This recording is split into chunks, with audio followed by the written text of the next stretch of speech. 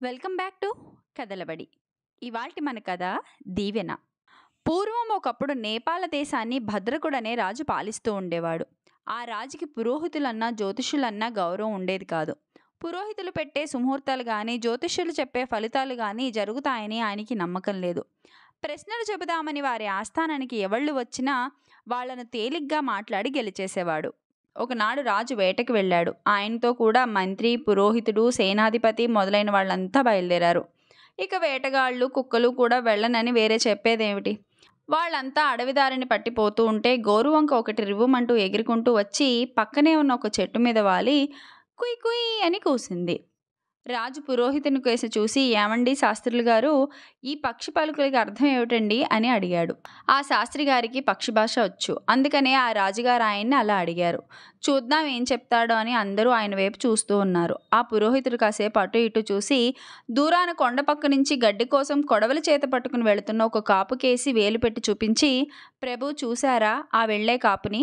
అతడు దారిలో పాముకరికి చచ్చిపోతాడని ఈ పక్షి చెబుతోంది అన్నాడు. ఆ మాట విని రాజు అదెంతవరకు నిజమో చూద్దామని వేట మానేసి తన పరివారంతో చెట్టు క్రిందే ఆగాడు.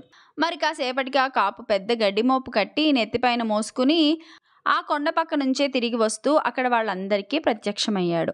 ఎప్పుడైతే కాపు తమ కంటికి కనబడ్డాడో ఆ వెంటనే పురోహితుడు చెప్పినది వట్టి బూటకమని, అడిగిన దానికి ఏదో ఒక జవాబు చెప్పాలి కాబట్టి అలా చెప్పేశాడని, వాడి మొహం వాడికి శాస్త్రం ఏమిటి తెలుసు అని రాజుగారు పరివారము తమలో తాము అనుకుని ఇక అక్కడి నుంచి వారు పురోహితుని ఇష్టం వచ్చినట్టు వేళాకోళం చేయడానికి ప్రారంభించారు. రాజు పురోహితుని చూసి హేళనగా నవ్వుతూ, ఏమండి శాస్త్రులు గారు, చచ్చిన వాళ్ళు ఎక్కడైనా తిరిగి రావడం విన్నారు? ఆ కాపు చచ్చిపోతాడన్నారేమిటి? చూడండి మోపుతో ఎలా వస్తున్నాడో. ఒకవేళ యమదూతలు ఏమైనా లంచం పెట్టి చావు తప్పించుకున్నాడంటారా? లేకపోతే పెళ్ళం పిల్లలతో చెప్పి రాలేదు, వాళ్లతో చెప్పకుండా చచ్చిపోతే వాళ్ళు గోల పెడతారు కనుక చెప్పి వస్తాను అని మృత్యుదేవతకి నచ్చ చెప్పి వస్తున్నారా ఏమిటి? మాట్లాడమేమయ్యా?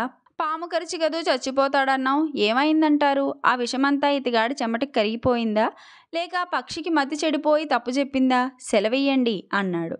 రాజుకు మళ్ళీ తక్కిన వాళ్ళు కూడా ఆ శాస్త్రి గారిని ఎగతాళి చేశారు. పక్షికి కాదు మతిపోత, శాస్త్రుల గారికి అన్నాడు సేనాధిపతి. ఆత్మవిశ్వాసం గల శాస్త్రి మాత్రం ఆ మాటలు వినిపించుకోలేదు. చెక్కు చెదరకుండా తిరిగి వస్తున్న ఆ కాపుని చూసి మనసులో ఇలా ఆలోచించుకున్నాడు. నేటి వరకు నేను చెప్పిన ఒక్క మాట కూడా పొల్లుపోలేదు. నా నోటి వెంట ఏ మాట వచ్చినా అది అమోఘంగా జరిగి తీరేటట్లు నా ఇష్టదేవత నాకు వరమిచ్చి ఉన్నదే. ఆ ధైర్యంతోనే కదా నేను జ్యోతిష్యం అంటే గౌరవం లేని రాజు వద్ద మసులుకుని రాగలుగుతున్నాను. మరి ఈ రోజున నా మాట ఫలించకపోవడానికి కారణం ఏమై ఉంటుంది అని తనలో తను అనుకుని అనేకమైన ఆలోచనలు పరిగెత్తుకుంటూ వచ్చాయి. పోతున్న ఆ రైతుని పిలిచి, అబ్బి ఆ మోపు ఒక మాట దింపుకో చూద్దాం అన్నాడు. వాడు ఎందుకు చెప్పమా అనుకుంటూ మోపు కింద పడేశాడు. మోపు విప్పు అన్నాడు శాస్త్రులు గారు. ఏమిటా ఈ పరీక్ష అనుకుంటూ అందరూ చూస్తుండగానే ఆ కాపు మోపు విప్పేశాడు.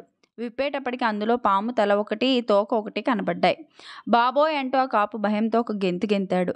శాస్త్రి ఆ కాపుతో, భయపడకోయ్, ఈ పాము నిన్ను చంపడానికి వచ్చి నీ కొడవలి వల్ల తెగి చచ్చిపోయిందని ధైర్యం చెప్పాడు. అప్పుడు పురోహితుడు తన మాట నెగ్గినందుకు విజయగర్వంతో రాజువైపు, ఆయన పరివారం వైపు తిరిగి చూసి, ప్రభు చూశారా శాస్త్రం అంటే ఏమిటో, మహిమ అంటే ఏమిటో? వీటి అందు నమ్మకం లేని వాళ్లను ఎంతకని శ్రమపడి నమ్మించగలము? ఇప్పుడు ఏలినవారు ప్రత్యక్షంగా పట్టుదలతో కళ్ళారా చూశారు గనక సరిపోయింది. లేకపోతే శాస్త్రానికి విలువ ఏమున్నది? ఇష్టం ఉంటే నమ్మవచ్చు, లేకపోతే మానేయచ్చు. కానీ శాస్త్రాలను దూషించడం మాత్రం న్యాయం కాదు అని చెప్పాడు. శాస్త్రి చెప్పిన మాటలకి రాజు నిర్ఘాంతపోయాడు. రాజు తొందరపడి పురోహితుడిని హేళన చేసినందుకు పశ్చాత్తాపడ్డాడు. ఆయనతో పాటు తక్కిన వాళ్ళు కూడా వెంటనే లెంపలేసుకున్నారు. కానీ రాజుకి వాళ్ళకి కూడా ఒక సందేహం మాత్రం తీరలేదు. రాజుగారే అడిగేశారు, అయితే శాస్త్రి గారు, ఈ రోజున వీడికి ఈ గండం తప్పింది అంటే ఏదో కారణం ఉండాలి కదా, అది ఏమై ఉంటుందంటారు అని అడిగారు. ఉండాలి, వీడి ఈ రోజున గొప్ప పుణ్యం ఏదో చేసి ఉండాలి. ఏమబ్బి ఈవేళ విశేషమైనా జరిగిందా అని అడిగాడు. పురోహితుడు అలా అడిగేటప్పటికీ ఆ కాపు, బాబు నేను గడ్డి కోసం బయలుదేరి వస్తుంటే కొండ మొన వద్ద చెట్టు కింద ఒక ముసలాయన ముక్కు మూసుకుని జపం చేసుకుంటున్నాడు. ఆయన్ని చూసేటప్పటికి బుద్ధి పుట్టి దండం పెట్టాను.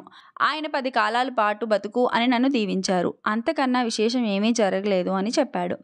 పురోహితుడు, ప్రభు విన్నారు కదా, ఆ వృద్ధుడి దీవెన వల్ల ఈ కాపుకి పాముగండం తప్పి బయటపడ్డాడు అన్నాడు. శాస్త్రి గారికి రాజుగారికి కాపు నమస్కారాలు పెట్టి మోపు నెత్తిన పెట్టుకుని తన ఇంటికి చక్కా పోయాడు. పెద్దల దీవెనలో ఇంత మహిమ ఉందని తెలుసుకొని రాజు నాటి నుంచి పెద్దలంటే ఎంతో గౌరవంగా చూడడం మొదలుపెట్టాడు. నాటి నుంచి మన పురోహితుడి మాట అంటే రాజుకి పూర్తయిన నమ్మకం కుదిరింది. మరి ఎన్నడూ జీవితంలో ఆయన హేళన చేయలేదు. పురోహితునికే కాకుండా తన్ను ఆశ్రయించి వచ్చే తక్కిన జ్యోతిష్కులందరికీ కూడా ఆస్థానంలో మంచి సన్మానం జరుగుతూ ఉండేది. రిపీట్. పురోహితునికే కాకుండా తను ఆశ్రయించి వచ్చే తక్కిన జ్యోతిష్కులను కూడా ఆస్థానంలో మంచి సన్మానాలు జరుగుతూ ఉండేవి. ఇది ఇవాల్టి కథ.